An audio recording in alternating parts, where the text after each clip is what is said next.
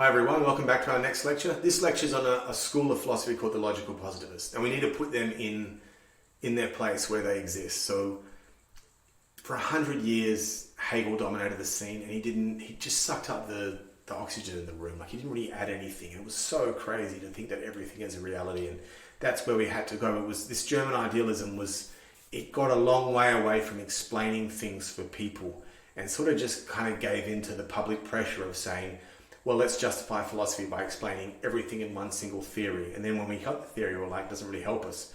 Remember the reading about the absolute as pure being and becoming and all that sort of stuff, and that's not doing anything for anyone. And so the logical positivists were basically scientists. They were people that wanted to say, no, let's get back to real empiricism, and let's say that something's true because it is, and get away from this hocus pocus sort of stuff. So let's go through a couple of problems. I want to try and illustrate that perhaps we don't think that we know as much as we think we do. Consider the following. These are positive integers. 1, 2, 3, 4, 5, 6, 7, 8, 9, 10, 11, 12, 13, 14, 15, 16, 17, 18, and on it goes. There are an infinite number of positive integers. We know that. There are infinite number. Now, we also know that however many positive integers are, there are exactly half as many even numbers, even positive integer numbers. However, so if we take out all the odd numbers there, we get 2, 4, 6, 8, 10, 12, 14, 16, 18. How many positive even integers are there? Well, there's an infinite number. There's an infinite number of numbers, period. There's an infinite number of even numbers. And there must also be an infinite number of odd numbers. Damn it, there's the same number. Hang on, what? There's the same, There's the same number of positive numbers as there are the same number of even numbers, but we also know, we have mathematical knowledge that there's half as many even numbers as there are, oh dear. We believe two things that are contradictory here. This isn't going to work. We can't answer this. Let's try something else. Let me make a statement to you that you've never thought of before. Trees made out of peanut butter do not exist. And I'm saying that to you now. And let's say you were to say to me, sorry, what doesn't exist? And I said, trees made out of peanut butter. And you said, what do you mean, crunchy or smooth? And I said, it doesn't matter, man. Like, in peanut butter, trees are not made out of them. And you said, what, big trees or small trees? And we talked about it for a while. We might have to accept that we have simply made trees made out of peanut butter exist in our mind, in the same way that we might say that Hogwarts exists or that Jedi Knights exist. I've just made trees made out of peanut butter exist. Haven't I? That's a bit stupid. In this way, nothing cannot exist. But not everything can exist. Otherwise, there's no non-existent. I can't handle this either. Move on to the next one. There are some things that have never been spoken. And as soon as I speak the name of them so you can know what they are, they exist. So therefore, I can never tell you anything that has never been spoken, because as soon as I say it, too high again. Let's try another one. If your child says to you, how many horns does a unicorn have? I know what you're going to tell them. 1 million parents will say the same thing. Unicorns have 1 horn. Here's a problem. Unicorns don't exist. We're back at the peanut butter tree problem again. This is all a bit bloody hard, to be completely honest.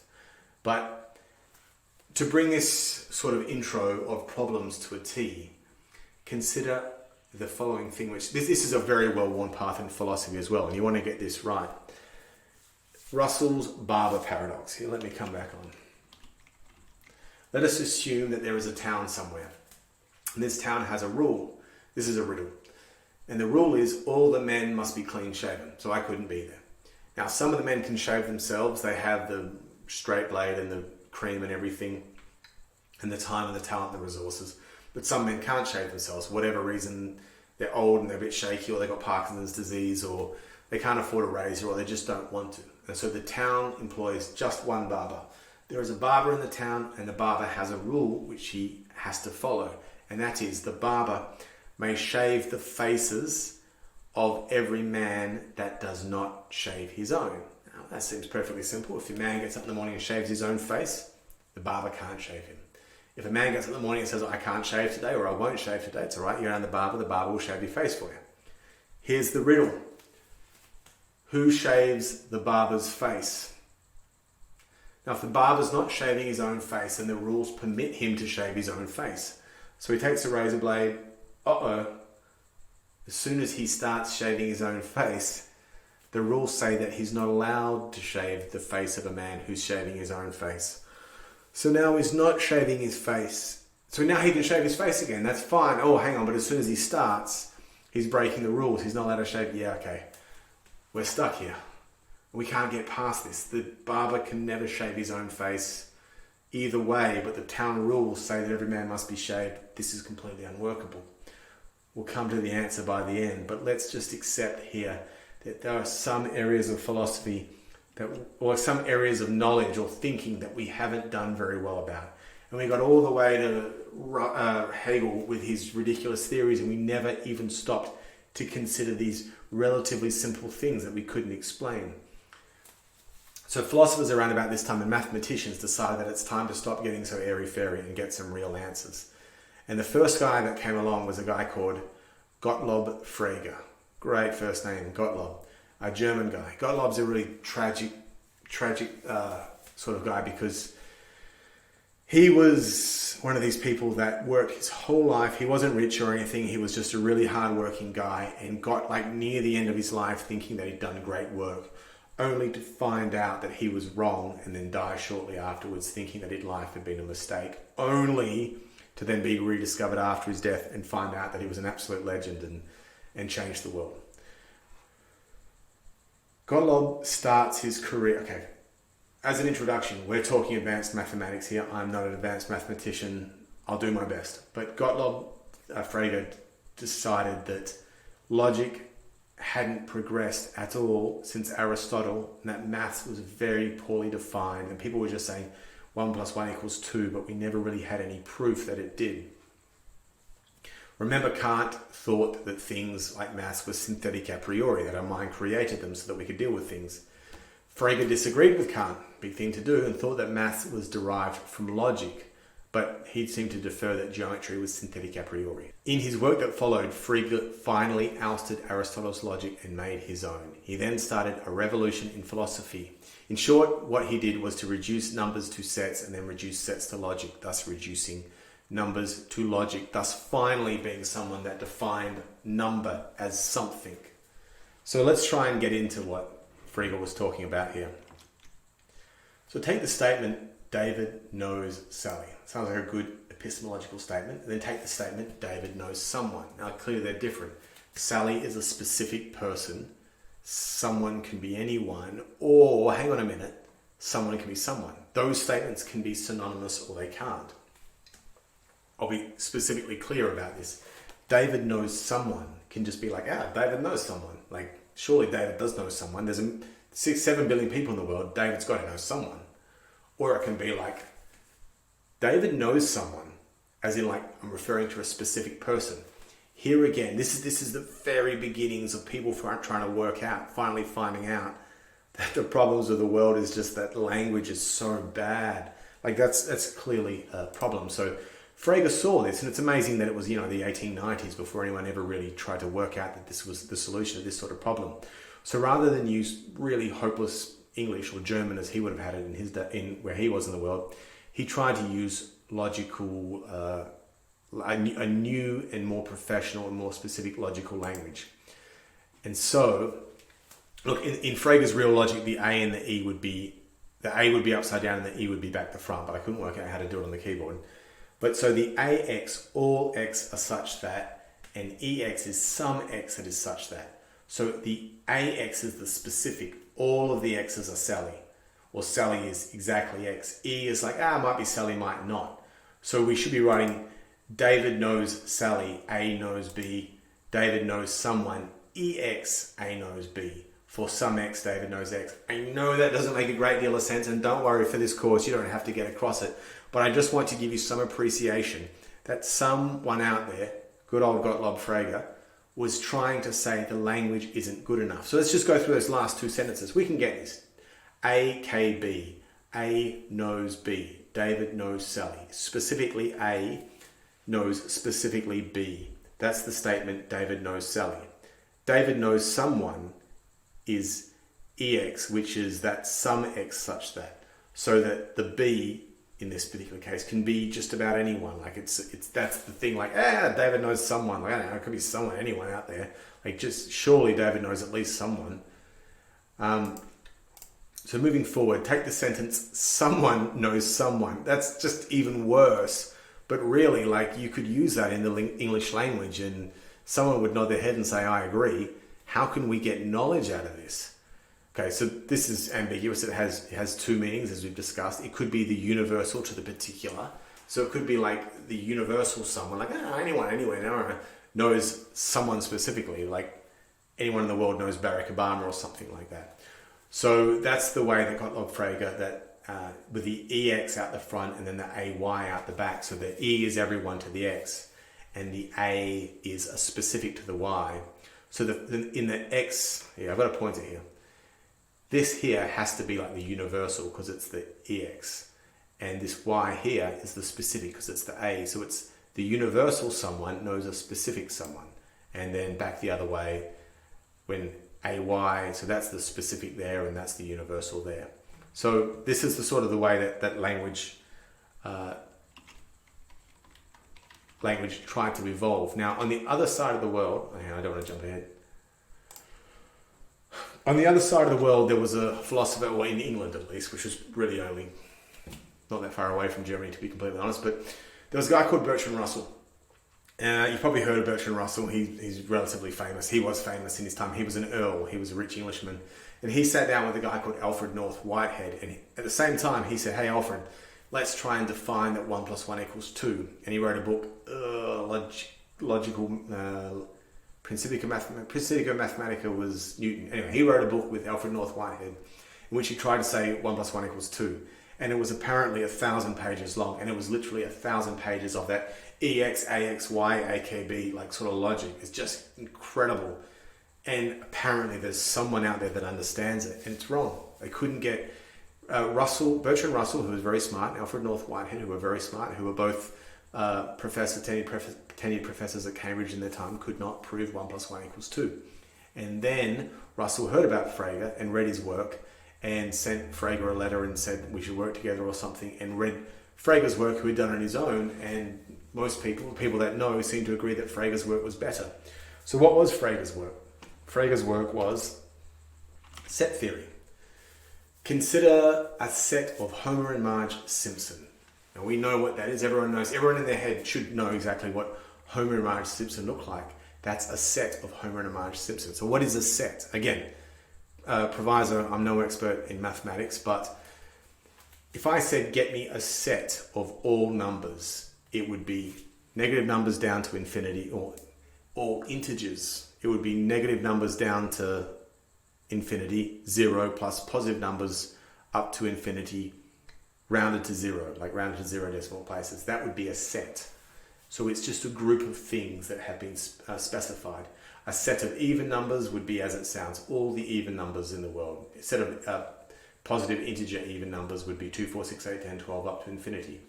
If I said get me a set of all the motor vehicles in the world, it would be every motor vehicle in the world. If I said get me a set of everything that is blue, then it would be all the things that are blue. Okay, but if I said get me a set of Homer and Marge Simpson, you know what you would get. You would get me Homer and Marge Simpson.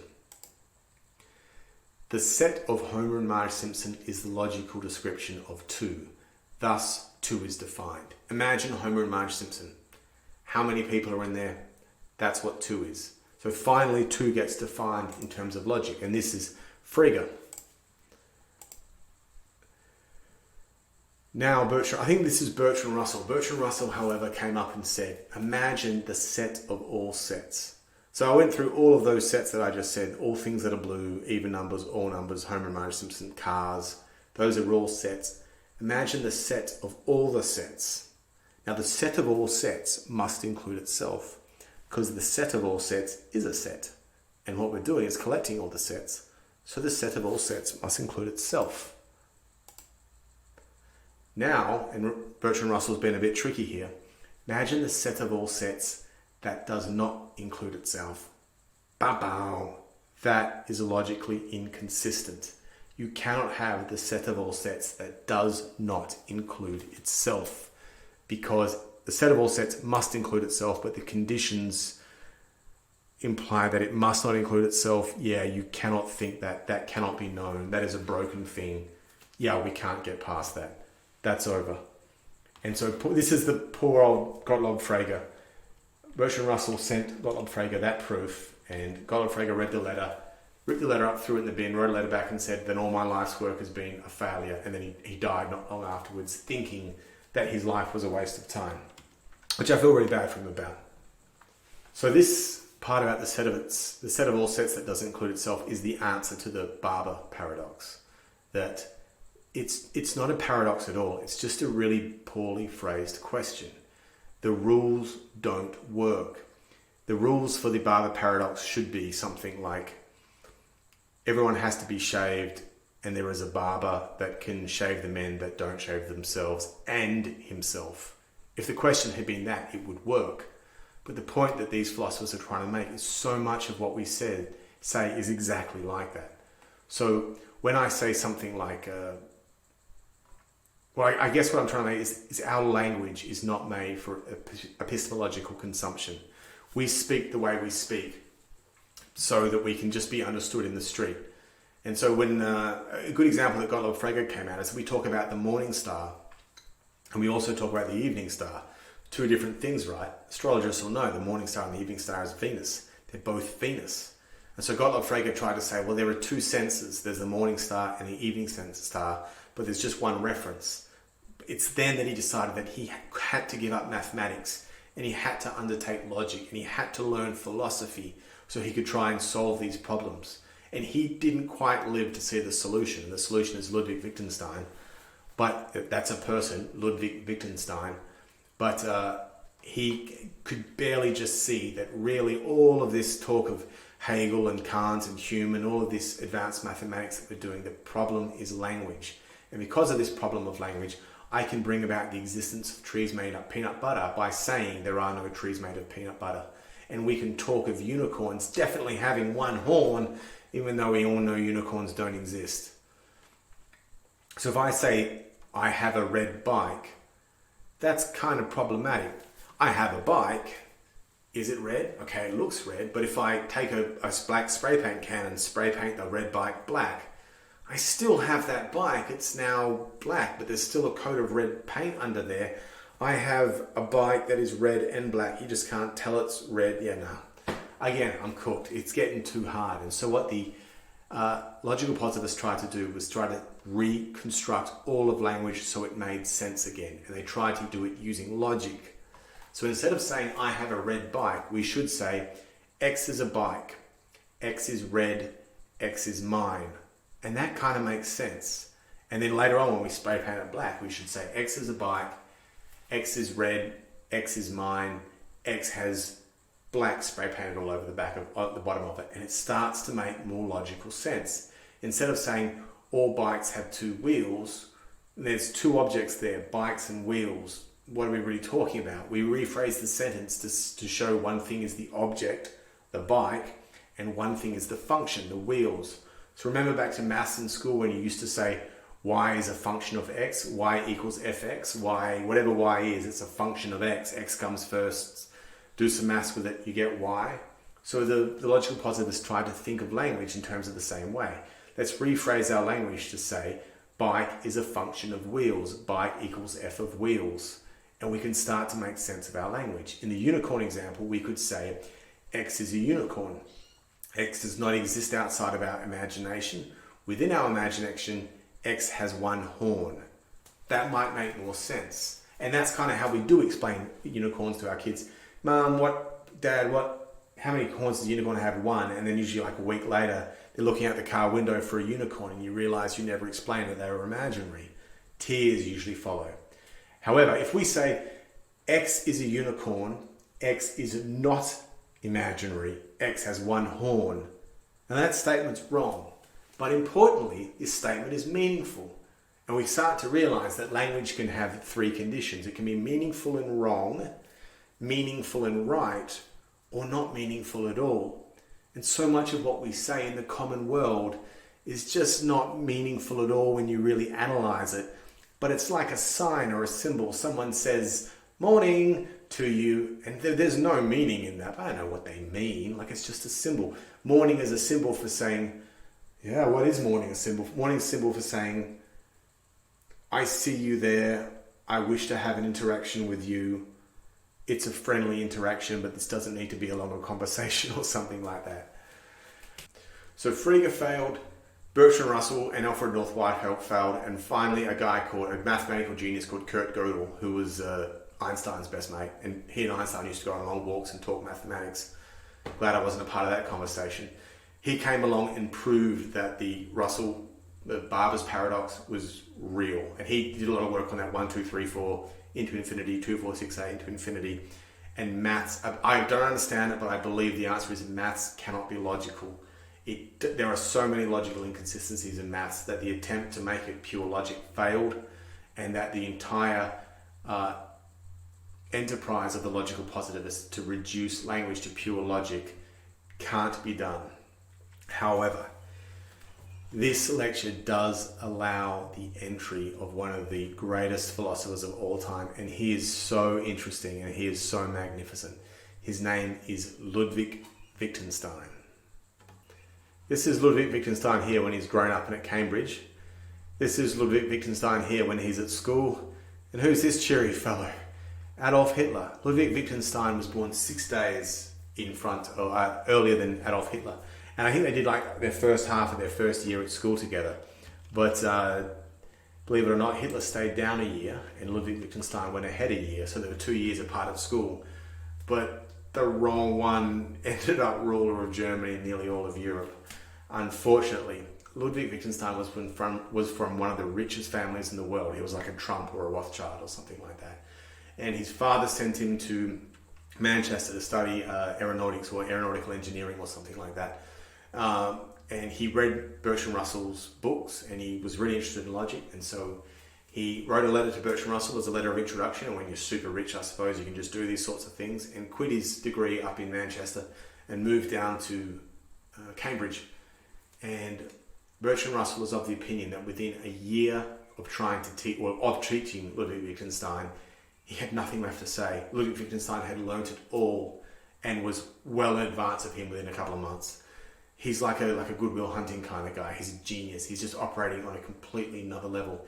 And everyone that ever met him, he was formidable and just so intelligent, and also like rude and headstrong. And there's a story that he went to Norway to work on something and took Alfred North Whitehead or G.E. Moore, one of the other great philosophers, with him. And when Bertrand Russell popped up there to see how they were going, G.E. Moore was out the back making coffee and sandwiches, and Ludwig Wittgenstein was just angry that he wasn't getting the sandwiches quick enough, and G.E. Moore was stressing that there was no butter left, and what if Ludwig doesn't like my sandwiches? He was just this formidable guy. And he knew so much about logic, but before he could finish his degree at Cambridge, the First World War broke out. And amazingly, even though he didn't have to, Ludwig went back to Austria and literally fought in the trenches, like saw huge amount of conflict in trench warfare, and was captured by the Italians and spent 9 months in captivity. And he must have had tremendous post-traumatic stress and a lot of things going on. He had a big family, but 3 of his brothers suicided.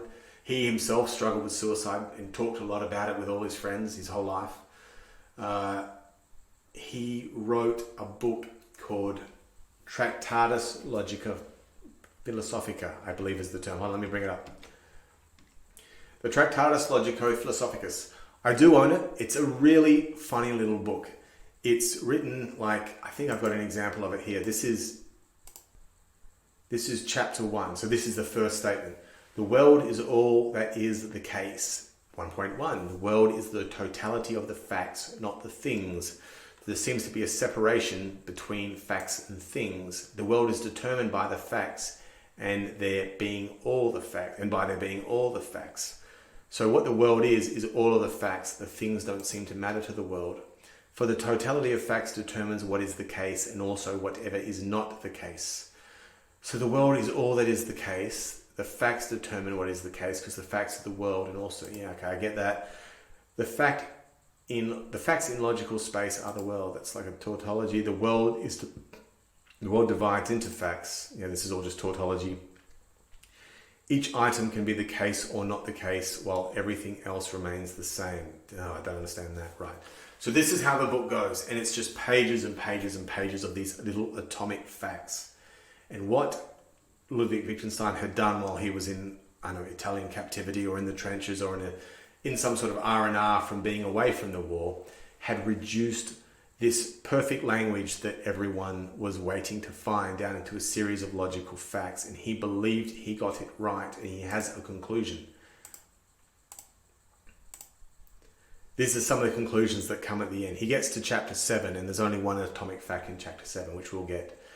Not how the world is the mystical, but that it is. Not how the world is. So we're not interested in how the world is. Oh, I see. So how the world is all those statements of facts. Let me come back to it. That's not mystical. That's just boring. Like this series of atomic facts, these states of affairs that make up the world that is the case. But that it is the mystical. I think I get that. For an answer which cannot be expressed, the question too cannot be expressed. The riddle does not exist. If a question can be put at all, then it can be answered. So if we are able to phrase the question, then there is an answer. If somehow we don't have an answer, then the question must be wrong. There are no such things as riddles. We feel that even if all possible scientific questions be answered, the problems of life have still not been touched at all. So he's saying the problems of life have got nothing to do with science. Of course, then there is no question left, and just this is the answer. Damn it. This is the last one. Whereof one cannot speak, thereof one must be silent. How's that for an ending to the book? Look, I'm not going to sit here and pretend I understand the logic, the Tractatus, which is what it gets referred to in society. I don't know how many people really do. But it's a short book full of these atomic facts in which Ludwig Wittgenstein, who's just this genius, is sure he's worked it all out. Now we're going to get into Ludwig Wittgenstein in the next lecture, so I'm going to leave you hanging there a bit. But let's talk here about the logical positivists. These are the guys that wrestled epistemology away from Hegel and his mysticism and back into the world of advanced mathematics and logic, and it was ultimately a failure. But it did give us the idea that the problem of philosophy is not like thinking deep thoughts or the synthetic a posteriori or making better judgments with our senses, but rather the use of language. And it brought us Ludwig Wittgenstein, who's going to feature heavily in a couple of lectures' time. All right. That was a tough one. That's the end of advanced mathematics. I promise from here on in, it's all just language, which honestly isn't that much better. But thanks for listening, and I'm going to see you in the next lecture, which we'll discuss Quine, I believe. All right, see ya.